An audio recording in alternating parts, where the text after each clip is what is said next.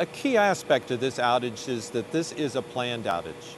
And a comparison to the previous outage, the vessel leak repair, which was a forced outage, it's totally different. NRU has performed really quite well since we started up in August.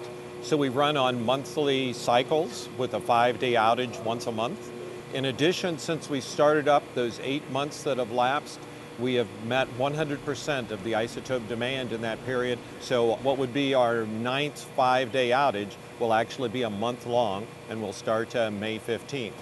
We will have a full load of targets to make isotopes in the core before we shut down. That will allow us to produce isotopes for about 6 or 7 days after we shut down.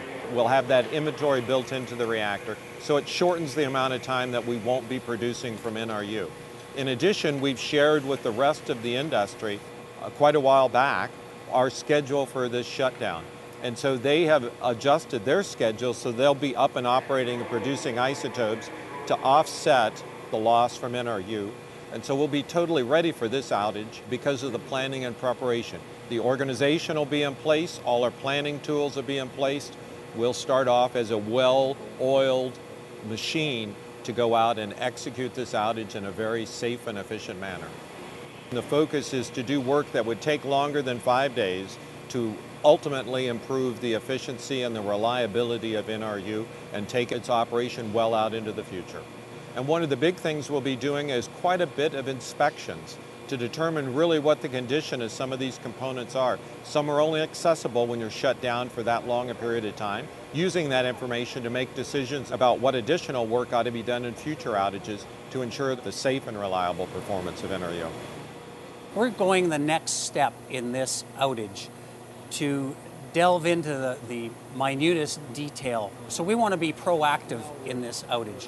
We developed a new generation of inspection tools that will probe the NRU vessel to a higher degree, give us a higher accuracy with which we can determine the state of the reactor.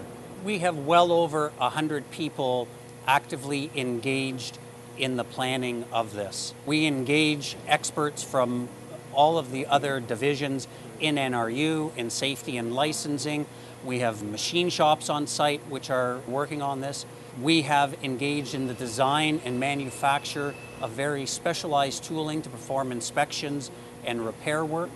Over the course of these last few months, we have performed thousands of hours of testing of tooling, training of people, putting the tooling through its paces so that we ensure that we first safely perform all the activities and get every last ounce of efficiency that we can to ensure that we meet our schedule.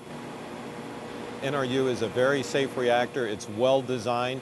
The outage itself will only further improve its safety. We learned a lot in the vessel leak repair outage, and we've applied all those lessons learned plus other in the industry to make this, I view, as a very safe, a very effectively implemented and executed outage. The NRU may be old, but it's not tired.